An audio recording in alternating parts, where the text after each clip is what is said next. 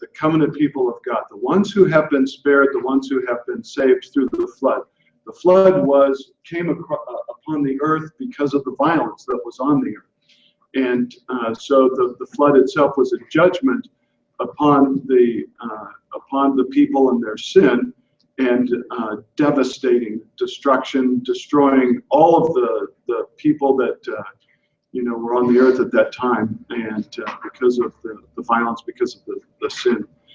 Noah gives a sign. He gives the rainbow. We talked about that as a covenant sign, that if this ever would be broken again, it would be that arrow pointing up at God, and to destroy God if that were possible. But that's the sign that he gives for himself, and we can look at that and we can see the covenant promises of God. We then move into our text here, and these are the only sons that are recorded for Noah, Shem, Ham, Japheth. And when you start trying to look at the people who end up coming through the line of Shem, Ham, and Japheth, I'm going to tell you what Morris said. That I've got a good quote here from Morris that has been, in general, however, has been true throughout history, that the Semites have been dominated by religious motivations centered in monotheism, the Jews, the Muslims, the Zoroastrians, etc. The Japhethites, especially the Greeks, Romans, and later the Europeans and the Americans, have stressed science and philosophy in their development. The Hamites, the Egyptians, Phoenicians, Sumerians, Orientals, and Africans have been the great pioneers that opened up the world to settlement and to cultivation and to technology. There's a sweeping generality that I did not pursue, but what we see a different emphasis out of each one of these groups, out of the line that comes out of those. None of those sound like any kind of curse, but we'll talk about that here in a minute. But so all of the peoples that we see on earth, where did they come from? They came from Noah. Okay, so if we want to go back to, and then Noah obviously finds his origin in Adam, and so that is that's very typological, and it's important to remember that the evolution forces us, not evolution, but this is the argument against evolution. This is a biblical argument. It boils down to, is God true, or is evolution and science true? Are we going to pit those two against one another? All of the peoples on earth, and that's what verse 19, from these the peoples of the whole earth were dispersed.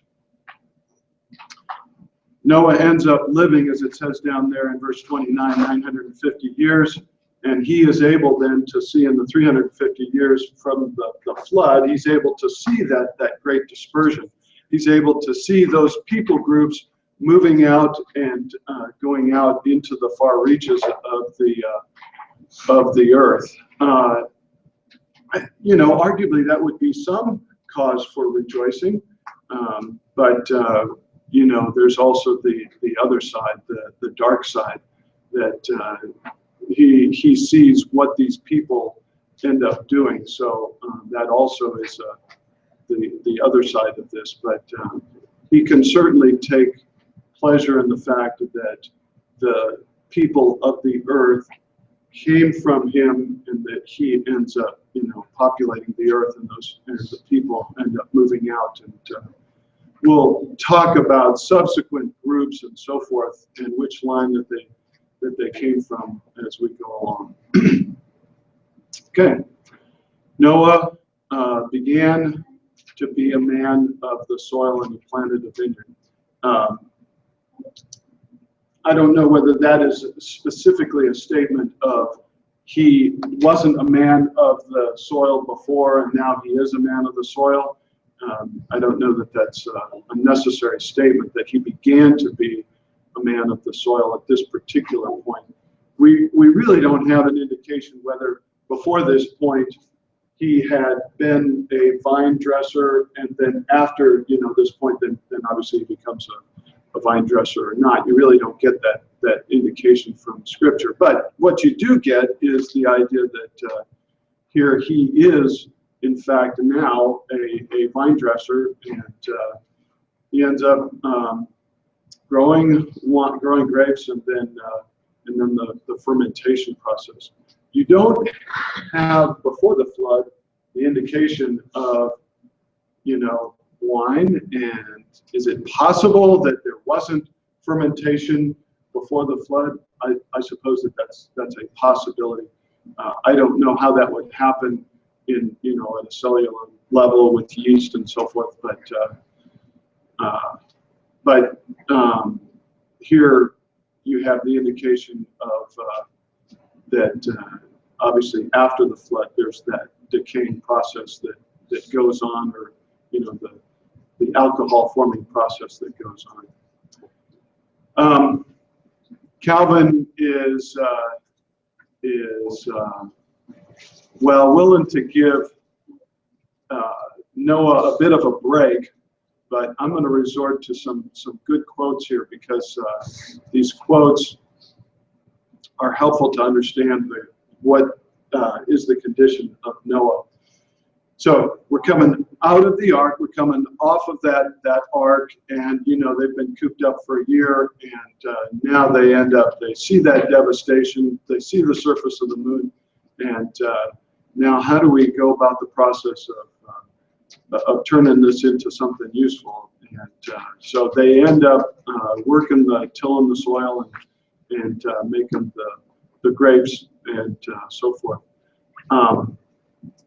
Some excuse might certainly be made for the holy man who, having completed his labor and being exhilarated with wine, imagines that he is about to take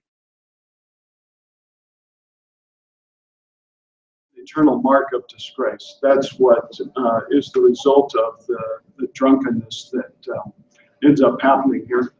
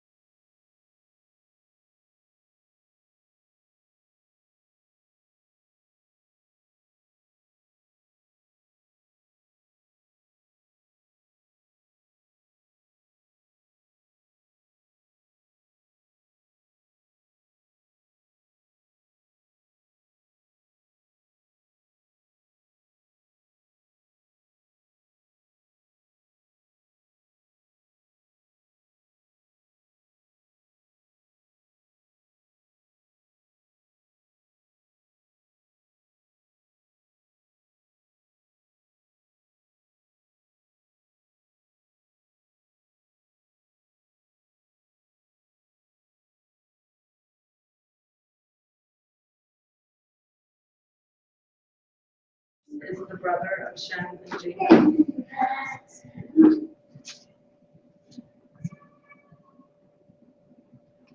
Taking verse 25, cursed be Canaan, the servant of servants, shall he be to his brothers.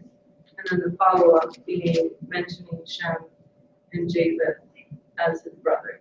Why would that imply that Canaan is his brother? Or are you saying that in the prophecy he's somehow elevated to that?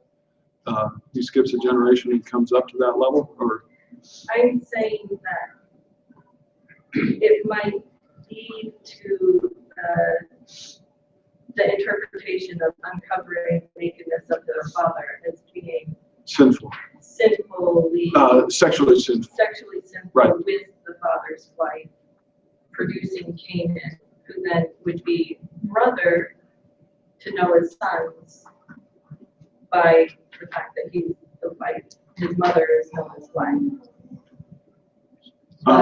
Would it, I mean, also aligned with the other passages in Leviticus and Deuteronomy that refer to the nakedness of your father's wife. Mm-hmm.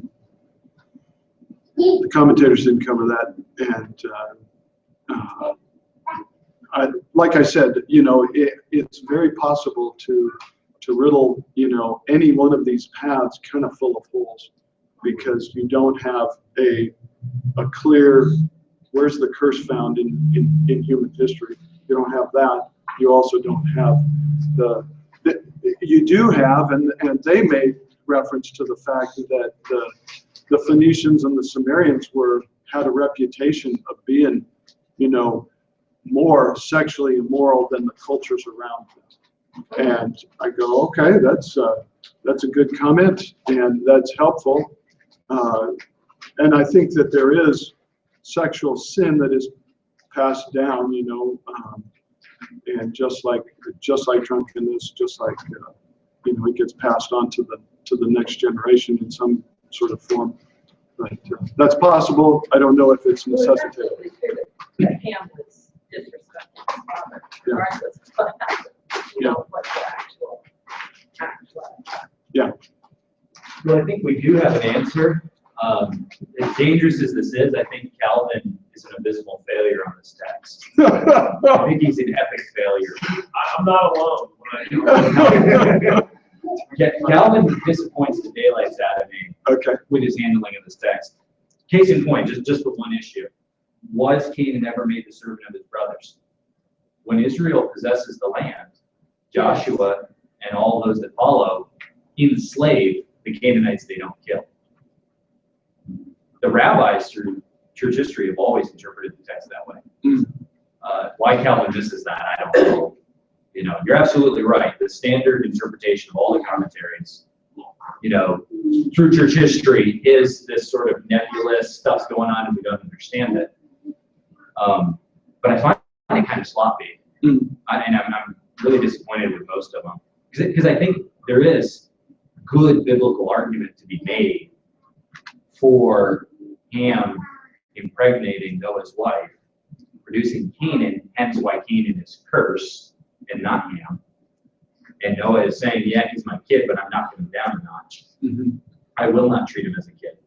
It's also why Canaan is the fourth and final born of Ham, because Ham already had 3 kids by the time this thing goes down. So the text makes a lot more sense, I think, when we simplify the initial presupposition. However, you read good commentaries, they're good commentators. By all means, please, Taking on Calvin. Go ahead. Yeah. A lot of historical commentators had motivation to justify slavery as a principle based on this passage, as in certain people groups naturally should be enslaved as a historical statement. And so a lot of the people groups that they picked weren't Canaan. No, they weren't. But I think that's one reason to keep it ambiguous. Is it provides a biblical basis for ethnic slavery. Historically, it did. Yeah, it was the biblical basis for ethnic slavery, which is certainly not a good reading of the text. And whether you agree with Calvin or whether you take a different reading, there's no way to get to ethnic-based slavery from this text. Okay, P. So there's probably a macro statement to be made here, apart from the specifics, and that is, they've just been saved as a remnant out of the entire earth. And yet, can we get a sense of time here? Not long thereafter, this is how they're behaving. Mhm. So instead of sort of idolizing Noah as a salvific figure, the text is still pointing forward to the actual salvation, where this is still tight. And it's not the man. There's nothing to be glorified in Noah. Yeah. He was declared faithful before the flood, and yet the sin committed afterwards still reads the script until we get to Yeah. the Redeemer. So, in terms of the large story, yes, I mean, specifics are important, but we would do well to place this in the story appropriately with its proper emphasis that the author is trying to convey. Very good. I like it. Well, and that Shem and Japheth for their righteousness didn't produce a righteous generation either. I mean, there's a promise down the line for Shem and for Japheth that comes back to it, but it doesn't say, oh, and Japheth is awesome too. Mhm. Yeah.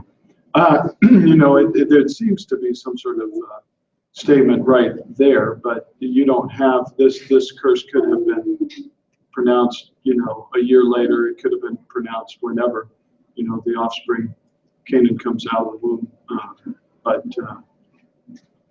Yeah, it's tough to nail this down and to have an exact reading of it. But it also gives us good time to discuss and to poke fun at Calvin. Clearly, Noah and his offspring are not the Messiah we're looking for. Exactly. Well, and two things that are completely on a, I don't know, more behavioral or psychological level. Nobody gave Noah drug education before he started drinking. I gotta see that. And number two, he's just saved the world, and I think if you use your imagination to what it must have been to be Noah, and then the fact that he's fallible, he's just like us, and actually he's older than his sons, and quite a bit older. And I mean, it's not such a hot gig saving the world, so the idea that he would turn around and get drunk, to me, doesn't seem like a huge mystery. Yeah. Yes, it's weakness, but I'm not sure any of the rest of us would want to sign on to be him, and then would do anything any differently. Yeah. So it's kind of this psychological human side. Calvin, in his humanness, pointed back to Hebrews 11:7 that, he acted in faith. And that's the mechanism. That's how the people of God are saved. And so I think that's a good note to end on, that he was able to see the increase of wickedness, but he was also able to see the increase of the church and pointing to the redemption. So.